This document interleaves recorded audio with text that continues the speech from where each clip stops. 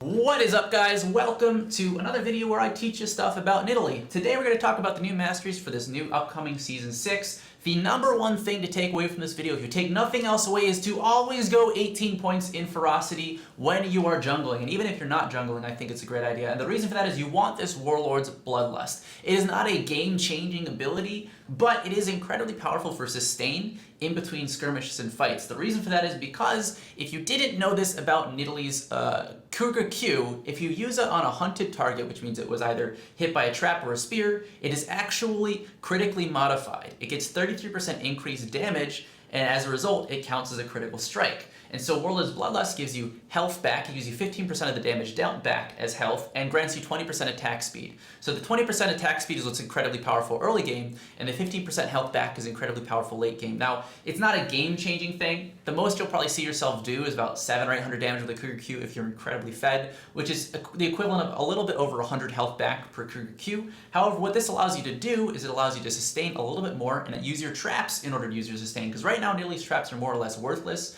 but because they cost the least amount of mana in her kit, you can use her traps to trigger an ability to sustain, and you can save your mana for your spears and your heal for later on when you're in the middle of a fight or a skirmish. So that's great. For the most part, they're pretty self-explanatory. I take the 5 points in sorcery, 1 point in double-edged sword, 5 points in natural talent, 1 point in bounty hunter. You can honestly toss it in oppressor if you really want to get that extra 2.5% damage on the camps in the jungle from that the snare, but I honestly don't think it's all that big a deal. And I take 5 points in piercing thoughts. Then I go ahead and move into recovery. I grab that over the I grab that over the unyielding because you don't really get too much armor or magic resist on Nidalee, so you don't get any of that bonus. And then I like to pick up explorer here, just because it synergizes really well with their passive. You will feel like you're flying through the jungle. You could trade that off for a tough skin.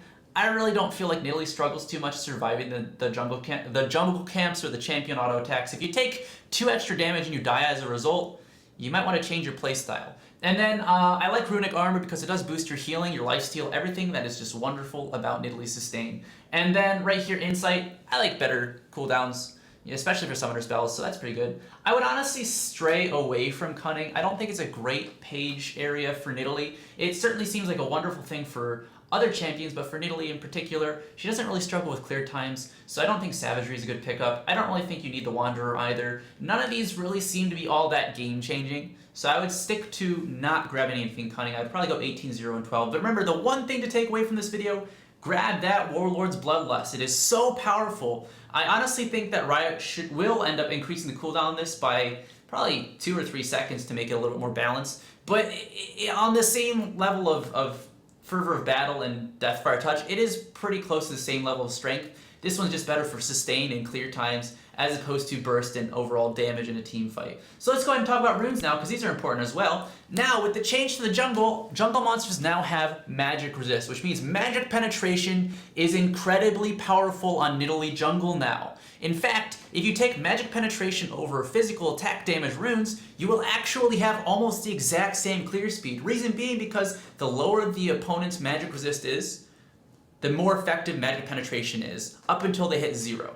So if something has, say, 10 magic resist, and you have 10 magic penetration, you're going to be doing true damage instead of 90% damage. So instead of doing 45 damage per Q or per auto attack or per swipe, you'll be doing 50, which is not that much, but it is comparable to what you would get from auto attack runes or attack damage runes, so it's pretty solid. Aside from that, you can take armor or health or scaling, you can take magic resist or scaling magic resist, and I would almost always take ability power quintessences. But those are my runes and masteries for Nidalee. Hopefully this has been helpful. I've tried to make this succinct and explanatory, descriptive, whatever you want to call it. I try to make this helpful and an educative sort of thing. So hopefully you enjoyed it, hopefully it was helpful. Let me know if you have any more questions. I'll see you guys all in the next one. Thanks for watching, and goodbye.